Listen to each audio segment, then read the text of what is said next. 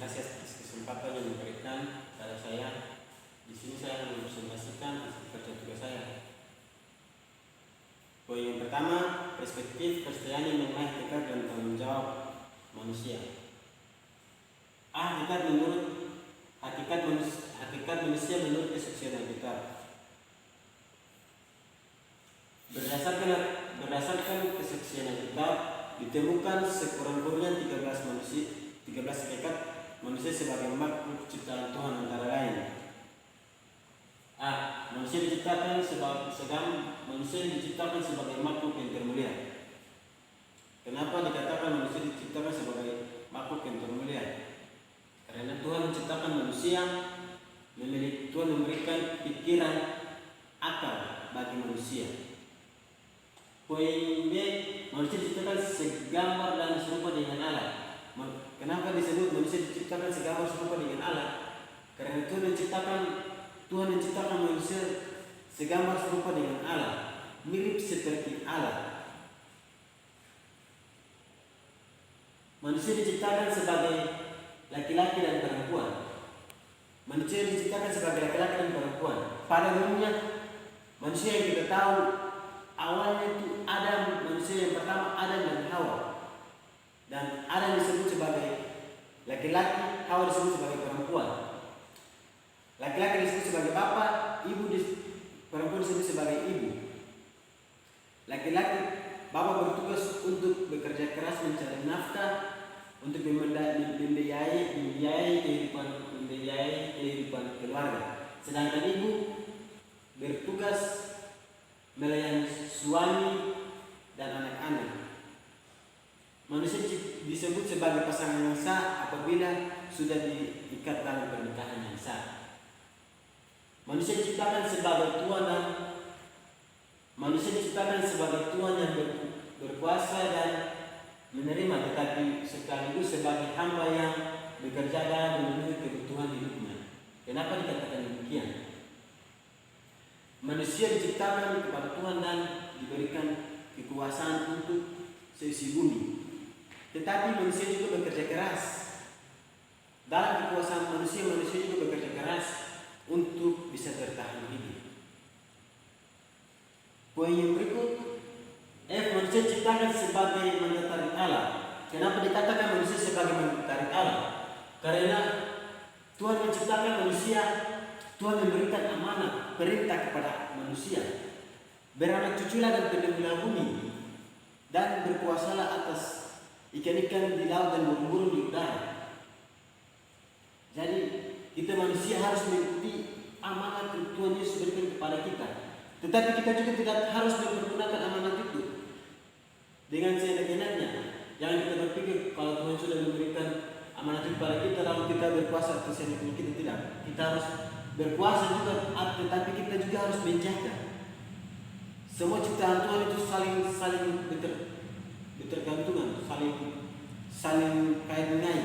Jadi kita membutuhkan alam dan alam membutuhkan kita. Kita menjaga alam dan alam juga memenuhi keinginan kita. Manusia diciptakan dalam kebebasan dan keterbatasan. Kenapa disebut demikian? Manusia diciptakan oleh Tuhan dan memberikan kebebasan kepada manusia untuk memilih. Dan kebebasan itu berarti manusia bebas memilih apa yang ingin kita lakukan. Kita manusia bebas memilih apa yang kita lakukan. Tetapi kita memilih, kemungkinan kita akan memilih hal yang baik dan hal yang jahat. Kita akan memilih hal yang baik dan yang jahat. Dan kita akan beraktivitas semau kita akan melakukan apa saja yang kita mau. Tetapi kita manusia juga harus menyadari bahwa kita manusia adalah makhluk ciptaan Tuhan yang berketerbatasan. Apabila kita melakukan kesalahan, maka Tuhan akan menegur kita. Karena keterbatasan kita adalah kita diciptakan oleh Tuhan dari tanah. Apabila kita melakukan kesalahan, maka Tuhan akan memanggil kita atau menegur kita. Manusia diciptakan sebagai makhluk individu dan makhluk sosial. Kenapa dikatakan demikian? Karena manusia diciptakan sebagai makhluk individu dan makhluk sosial. Karena manusia dalam dunia tidak bisa sendirian. saling membutuhkan. Kita tidak bisa hidup sendirian. Contohnya si A tidak bisa hidup tanpa si B, harus saling membutuhkan satu sama lain. Manusia adalah orang-orang yang berdosa. Kenapa disebut kita sebagai umat yang berdosa? Umumnya kita tahu awal pertama manusia jatuh ke dalam dosa itu mulai dari manusia yang pertama di Taman Eden, itu Adam dan Hawa. Situlah awal manusia jatuh ke dalam dosa. Kenapa sampai manusia jatuh ke dalam dosa? Karena manusia ingin sama seperti penciptanya. Kita manusia ingin sama seperti Allah. Dan situlah awal pertama manusia jatuh ke dalam dosa. Jadi manusia adalah orang-orang yang telah diampuni. Kenapa dikatakan demikian? Karena sekalipun kita melakukan banyak kesalahan, secara langsung kita melakukan kesalahan, tetapi Tuhan Maha Sabar, Tuhan Maha Pengampun. Tuhan telah mengampuni kita. Bahkan Tuhan rela mengorbankan nyawanya untuk menebus dosa-dosa kita. Dan Tuhan melakukan itu sekali untuk selama-lamanya. Poin yang berikutnya, manusia sebagai makhluk personal dan makhluk yang berbudaya. Kenapa dikatakan demikian? Karena kita manusia hidup dalam dunia ini bukan dari satu suku, bukan satu budaya saja, kita banyak daerah. Kita berkumpul. Manusia sebagai makhluk personal dan makhluk berbudaya. Jadi dalam lingkungan masyarakat ini pasti ada dari suku A, suku B, suku C, ada budaya dari A, budaya B, budaya C, dan kita harus saling menjaga. Kita harus saling menjaga dan kita harus saling menghargai supaya kerukunan kita dalam lingkungan masyarakat berbudaya tetap aman, tidak ada kekacauan. Poin yang berikut, manusia sebagai makhluk etis. Kenapa disebut manusia sebagai makhluk etis? Kenapa disebut manusia sebagai makhluk etis? Karena Tuhan pada awalnya Tuhan menciptakan manusia, Tuhan memberikan akal, Tuhan memberikan pikiran kepada manusia. Beda dari makhluk ciptaan Tuhan yang lainnya. Jadi Tuhan menciptakan kita sebagai manusia itu Tuhan sudah memberikan akal, cara berpikir kita yang baik. Dan dalam kehidupan kita berpikir, melakukan pekerjaan kita sehari-hari, kita bisa berpikir mana yang baik dan mana yang jahat. Manusia diciptakan dengan memiliki talenta. Kenapa dikatakan demikian? Pada awal Tuhan menciptakan manusia, Tuhan telah memberikan talenta bagi manusia. Tuhan telah memberikan talenta bagi manusia. Setiap manusia Tuhan memberikan talenta itu tidak sama, talenta berbeda-beda. Talenta si A tidak sama dengan talenta si B. Jadi Tuhan memberikan talenta bagi manusia itu berbeda-beda. Dan dari perbedaan talenta kita, perbedaan antara talenta si A dan si B, tidak boleh ada rasa kecemburuan antara talenta tersebut. Tetapi dengan apa yang talenta yang Tuhan berikan kepada kita, kita harus bersyukur dan kita harus menerimanya dengan baik, dan kita harus mempergunakan talenta kita dengan baik. Poin B, pengertian tanggung jawab secara teologis. Istilah tanggung jawab bergandengan maknanya, sebab yang satu memaknakan yang lain. Secara teoritis tanggung jawab adalah beban atau pikulan. Jadi tanggung jawab adalah beban. Berarti tanggung jawab adalah beban atau pikulan. Pikulan yang diberikan kepada kita. Jadi kita harus siap menerima pikulan itu. Kita harus siap menerima pikulan itu dan menanggungnya dan menjalankan dengan baik apa yang sudah diberikan. C. Bentuk-bentuk tanggung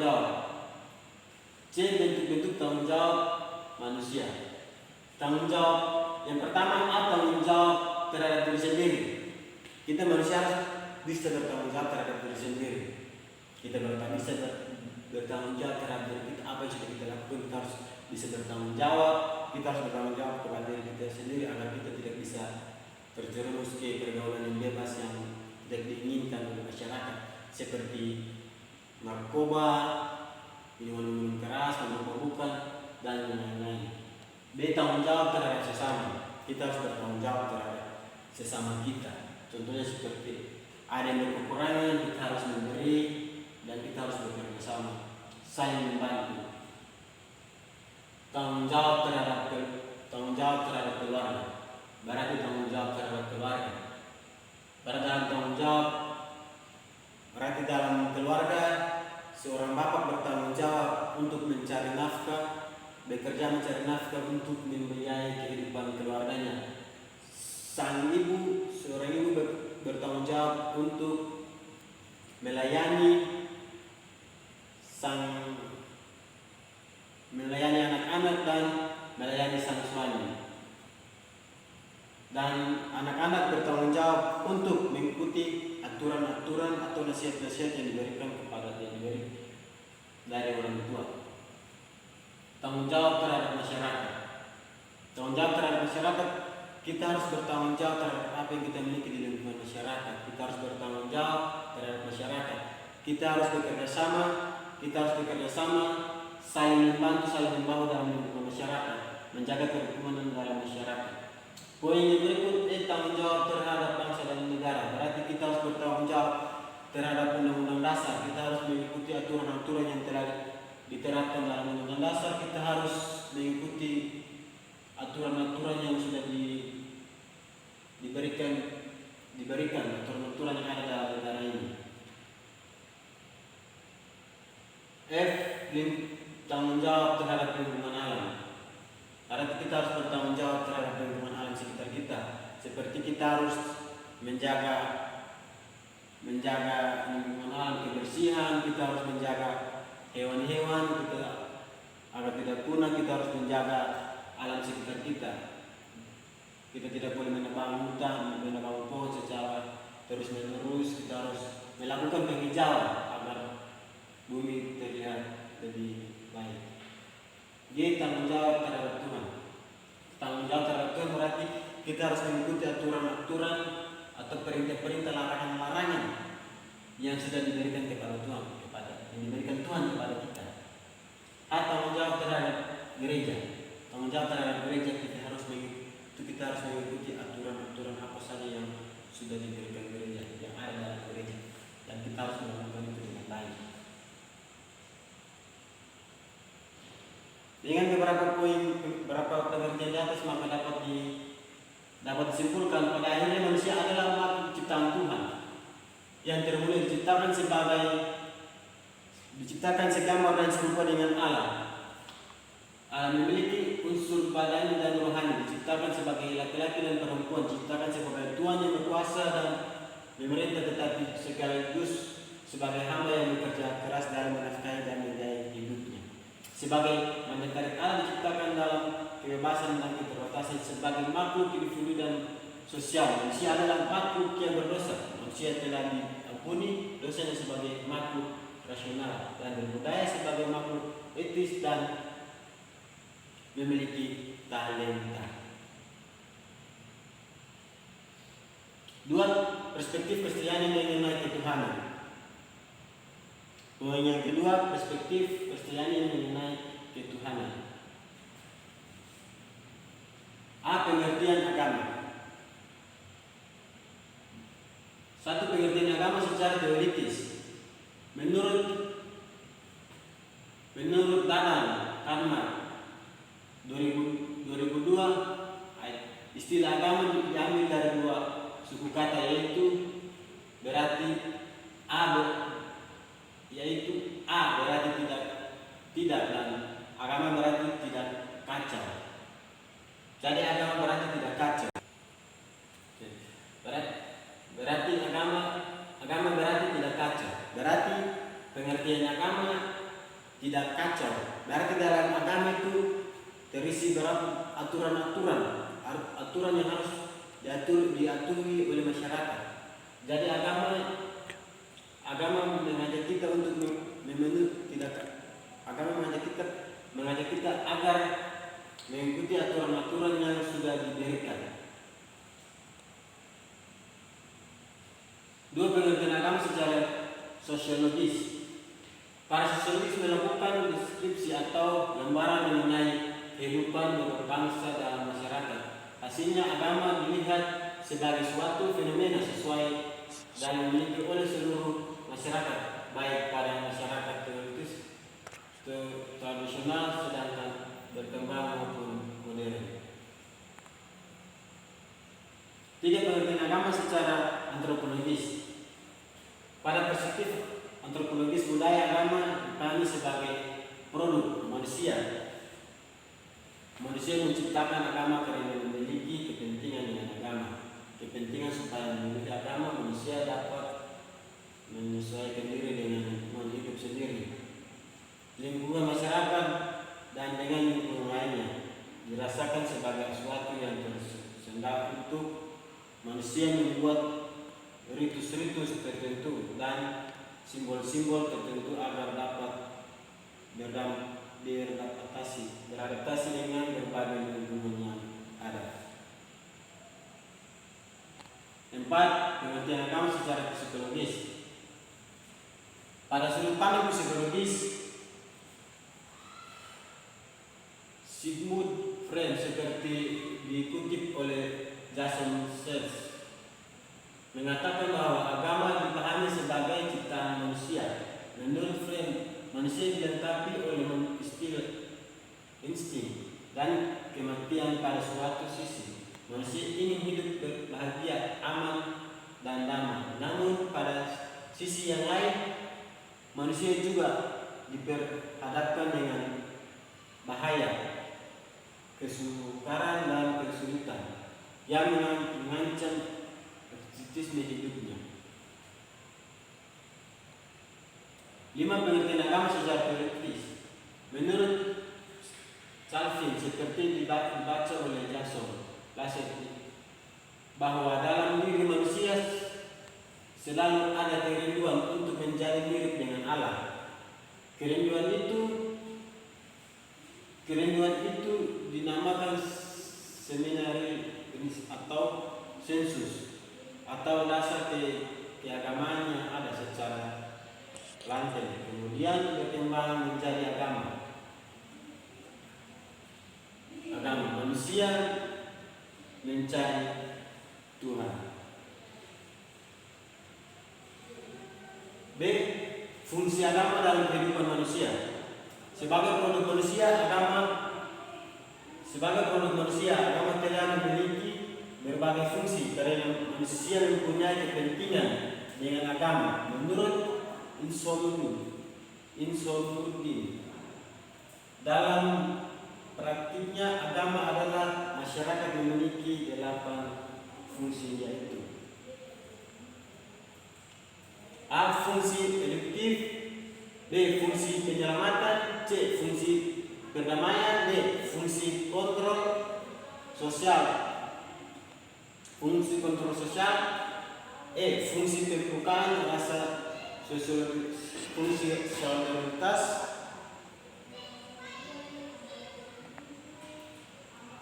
F. Fungsi transformasi, G. Fungsi kreatif, A. Fungsi sublimatif, G. Menginternalisasi nilai-nilai yang baik kepada pengguna. C. Konsep Tuhan sebagai pencipta, penyelamat, dan pembaharuan. Agama Kristen percaya kepada satu Tuhan yang menyelamatkan diri dalam menyatakan diri dalam 3 cara, yakni sebagai pencipta, penyelamat, dan pembaharuan. Ketiga cara penyelamatan pernyataan diri dimaksud menjadi inspirasi. Kepercayaan Kristen mengenal Tuhan yang Maha Esa. 1. Tuhan sebagai pencipta. 2. Tuhan sebagai penyelamat dalam Yesus Kristus. 3. Tuhan sebagai pembaharuan dalam Roh Kudus. Dengan beberapa poin di atas maka dapat disimpulkan agama dapat dilihat dari sudut pandang antropologis, sosiologis, psikologis. Antropologis dan biologis fungsi agama menurut Insoluddin antara lain fungsi eduktif, fungsi penyelamat, fungsi perdamaian, fungsi kontrolisasi, fungsi pemupuk rasa solidaritas, fungsi reformasi, fungsi kreatif, dan fungsi solidaritas. Sedangkan ikan mendapatkan empat fungsi agama secara sosiologis. 1. Menginteresi masyarakat. 2. Mengintegrasikan masyarakat. 3. Ikut melestarikan nilai-nilai sosial. 5. Ikut memainkan peranan yang bersifat kreatif, informatif, dan revolusi. Konsep Tuhan dalam Kekristenan terdiri dari konsep Tuhan sebagai pencipta, Tuhan sebagai penyelamatan, dan Tuhan sebagai pembaharuan.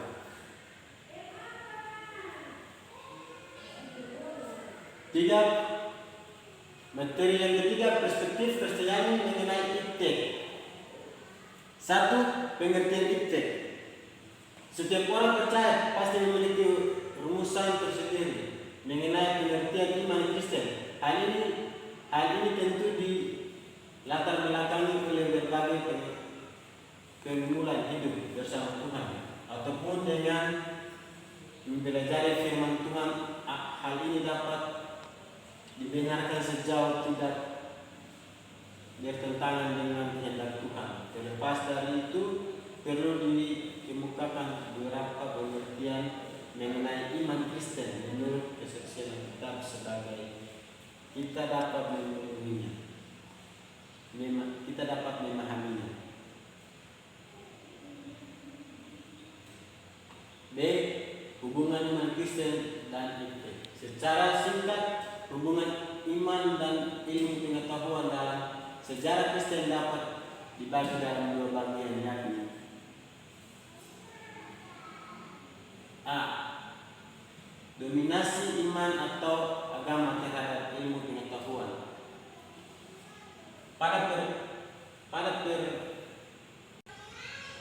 A.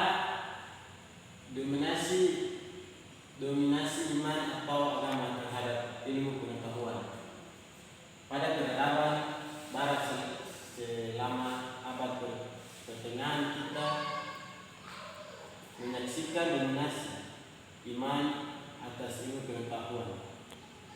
Teologis pada saat itu dianggap sebagai ratu iman. Pengetahuan telah menerapkannya sebagai ukuran kebenaran untuk segala hal, lebih luas daripada sekedar sosial iman dan etika. B. Dominasi ilmu atas iman. Sejak zaman pencerahan, dominasi iman atas ilmu mulai dipertanyakan, malah akhirnya berkembang menjadi dominasi ilmu atas iman. Tantangan utama bagi agama atau iman dalam abad ilmu pengetahuan adalah keberhasilan ilmu pengetahuan, namun ilmu pengetahuan sains memberikan satu-satunya jalan yang dapat dipercaya menuju kepada pengetahuan. Banyak orang menganggap ilmu pengetahuan bersifat objektif, universal, rasional, dan didasarkan pada bukti observasi atau pengamatan yang kuat, sedangkan agama bersifat subjektif. Komunitas yang ada kayaknya saling tergantung satu sama yang lain. C. 3 macam teologi respon manusia terhadap teknologi. 1. Teknologi sebagai pembebasan. Sepanjang sejarah modern, perkembangan teologis telah disebut secara teologis karena potensi untuk membebaskan manusia dari kelemahan, penyakit, atau kemiskinan. Teknologi telah dirayakan sebagai sumber dari kemajuan materi dan penemuan kemanusiaan manusia. 2. Dua, teknologi sebagai ancaman. Kenapa dikatakan teknologi sebagai ancaman?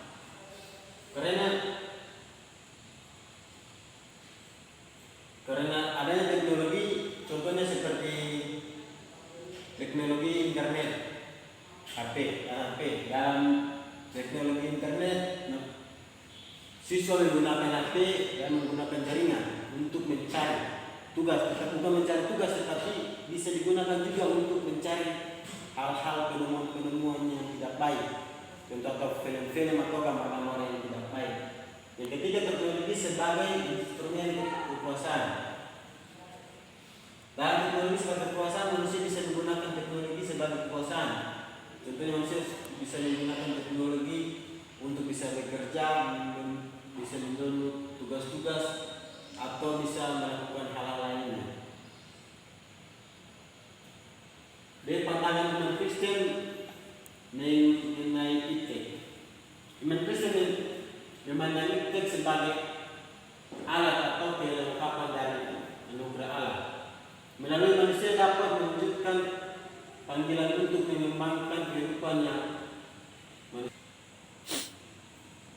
iptek adalah pemberian Tuhan. Iptek adalah karunia Allah. Alam merupakan sumber dari segala ilmu, pengetahuan, dan teknologi. Jadi iptek, perkembangan teknologi, manusia bisa menciptakan segalanya. Manusia ada penemuan-penemuan baru. Tetapi kita manusia juga harus menyadari bahwa Tuhan adalah Sang Maha Tahu. Tuhan lebih dulu mengetahui. Tuhan adalah Sang Maha Tahu. Dan manusia menciptakan hal-hal yang baru, itu adalah pemberian dari Tuhan. Tuhan yang memberikan kepada manusia dan manusia memberlanjutkan hal itu.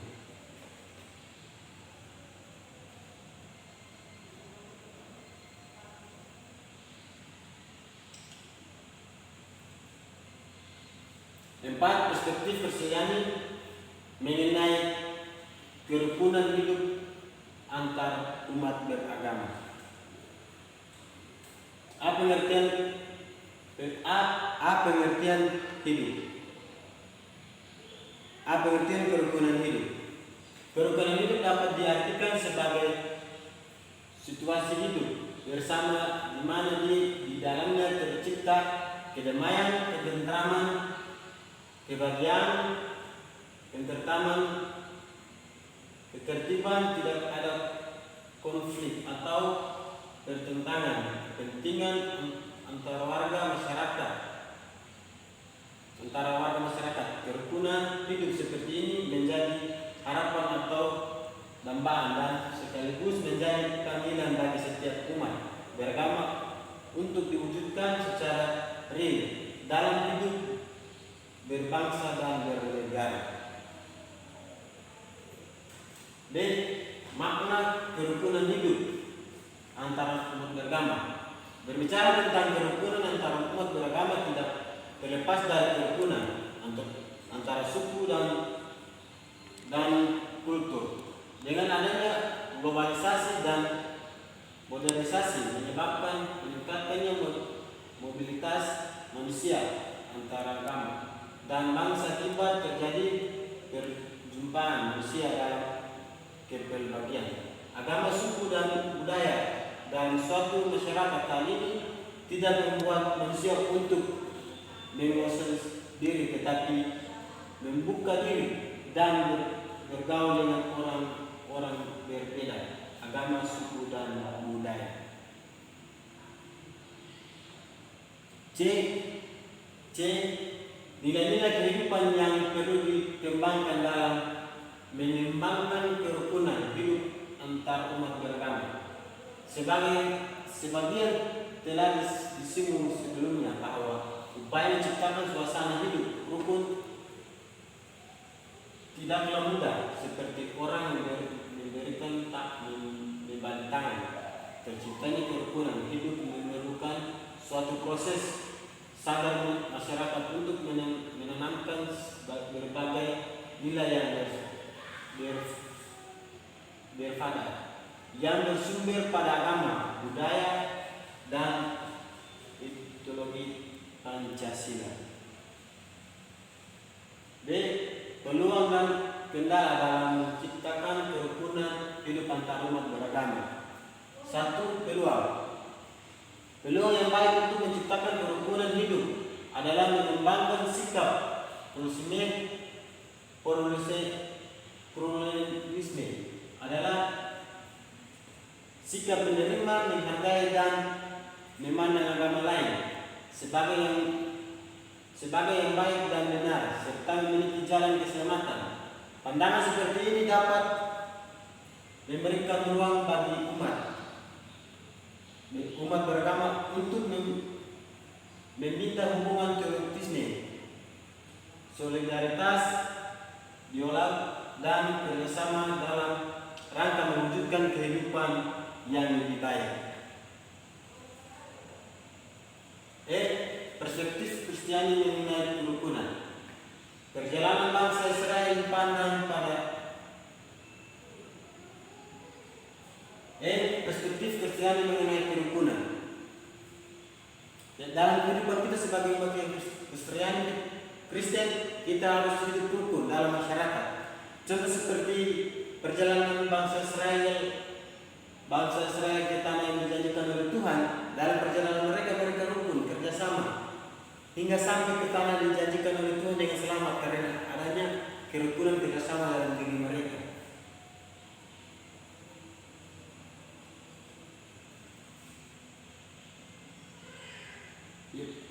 Poin yang berikut, perspektif Kristiani mengenai masyarakat majemuk yang berkeadaban.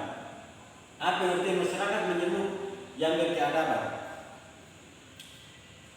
Masyarakat majemuk yang berkeadaban adalah suatu masyarakat yang memiliki keberagaman latar belakang kehidupan yang berbeda, baik dari aspek suku, bangsa, ras, agama, dan keyakinan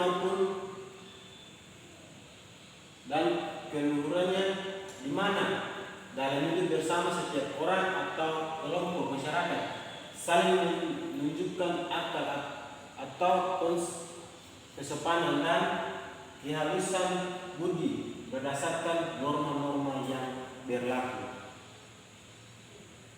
B. Ciri-ciri masyarakat majemuk yang berkeadaban. Apapun ciri-ciri masyarakat majemuk yang berkeadaban antara lain: pertama, adanya keterbukaan terhadap adanya realitas kemajemukan, perbedaan sebagai kekayaan hidup bersama. Sikap keterbukaan ini ditunjukkan melalui kesendirian untuk saling menerima, menghargai dan menghormati berbagai perbedaan yang terdapat dalam masyarakat. Sifat-sifat masyarakat majemuk yang berkeadaban.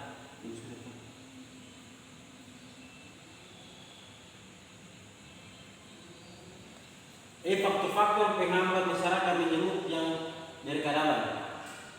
Faktor-faktor berikut dapat dianggap sebagai penghambat masyarakat majemuk yang berkeadaban, yakni: pertama, kebijakan politik. Biasanya kebijakan politik adalah dalam suatu bangsa atau negara dituangkan melalui perundang-undangan atau hukum. Karena sangat penting untuk memilih sejumlah perundang-undangan itu memberikan ruang psikologi bagi masyarakat untuk mengambil bagian dalam membangun peradaban. Sejauh pula suatu produk undang-undang memberikan kebebasan bagi warga masyarakat untuk berprestasi aktif dalam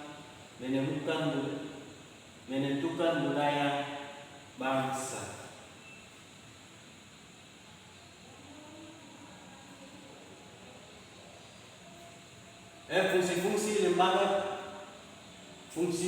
Fungsi lembaga keluarga mengembangkan masyarakat menjemuk yang berkeadaban.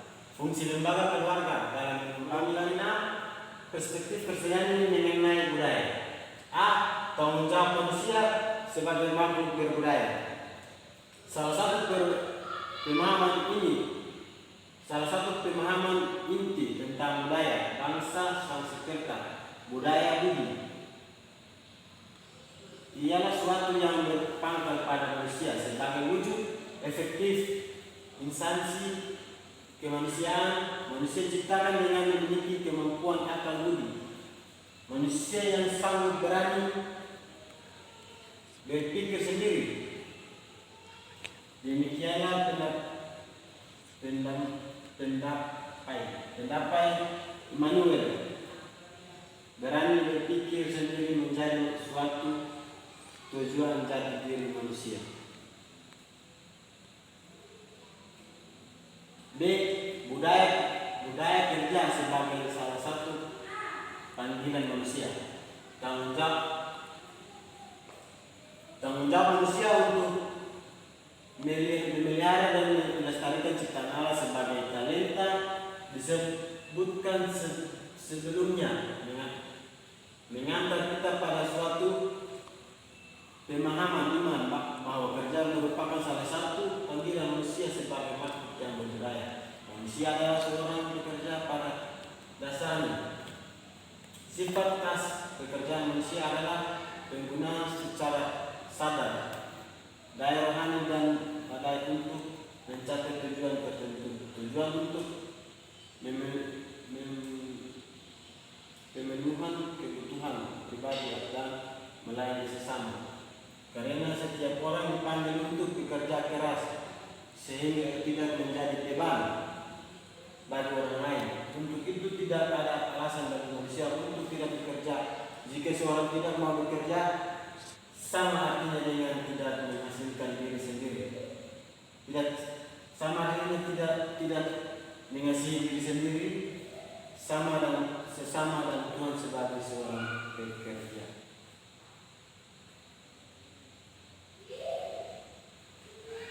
Tujuh, perspektif Kristiani mengenai politik.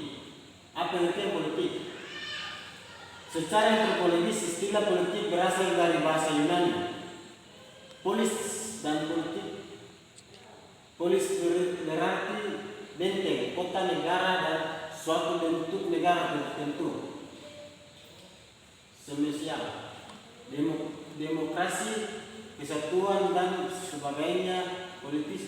Politik artinya penduduk atau warga negara. Hak warga negara dan kewargaan, tata negara dan bentuk pemerintahan. Tujuan politik di Indonesia. Secara umumnya perjuangan politik di Indonesia tidak terlepas dari usaha untuk mewujudkan cita-cita nasional sebagai di mana dalam pembukaan Undang-Undang Dasar 1945 yaitu mewujudkan suatu kehidupan masyarakat yang adil dan makmur. Selain itu, untuk meningkatkan kesadaran politik dan kepedulian masyarakat terhadap perkembangan dan kelangsungan hidup bangsa dan negara. C. Visi Kristen mengenai politik. Visi Kristen mengenai politik. Visi Kristen mengenai politik adalah keterlibatan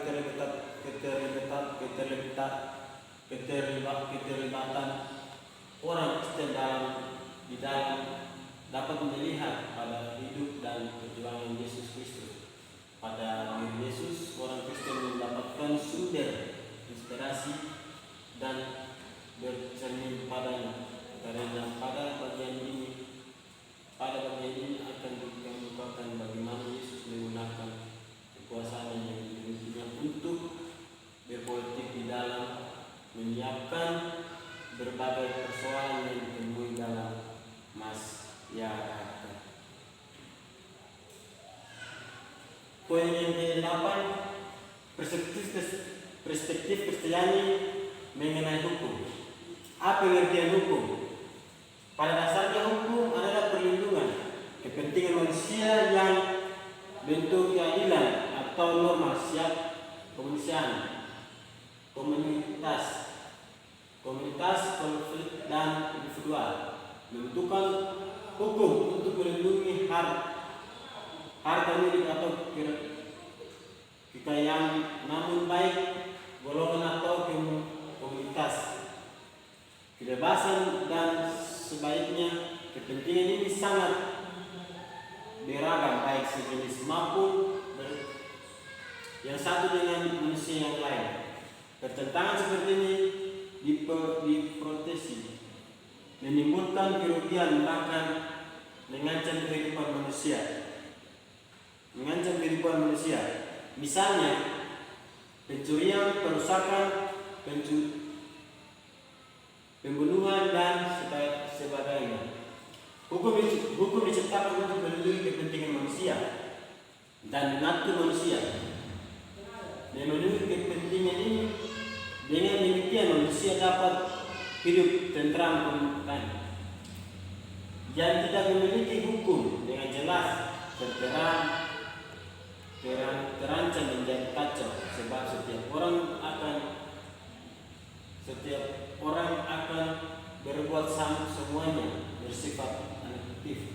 Hukum juga berperan untuk mengikat dan membebaskan seseorang untuk berbuat atau tidak berbuat sesuatu. Orang yang melanggar hukum perlu diberikan sanksi atau hukuman agar didorong untuk bertindak sesuai dengan hukum yang berlaku. Dari pandangan Kristen terhadap hukum, orang Kristen sependapat bahwa Tuhan adalah pusat dan sumber dari segala yang baik. Markus 10 ayat 18, Tuhan adalah hakim terakhir yang memutuskan apa yang benar dan apa yang salah. Karena itu, salah satu tanggung jawab manusia adalah melakukan apa yang dikehendaki oleh Tuhan.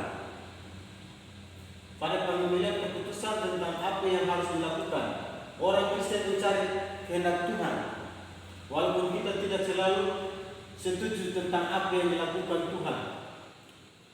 Roma 12 ayat 2. Kehendak Tuhan telah dinyatakan dalam hukumnya. Perintahnya adalah kaidahnya. Orang Kristen dimintakan untuk mencintainya melalui hidup yang tidak bertentangan dengan kehendaknya.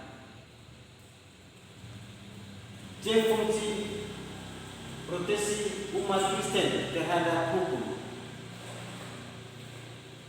Yesus mengajarkan kita untuk berdoa. Datanglah kerajaanmu.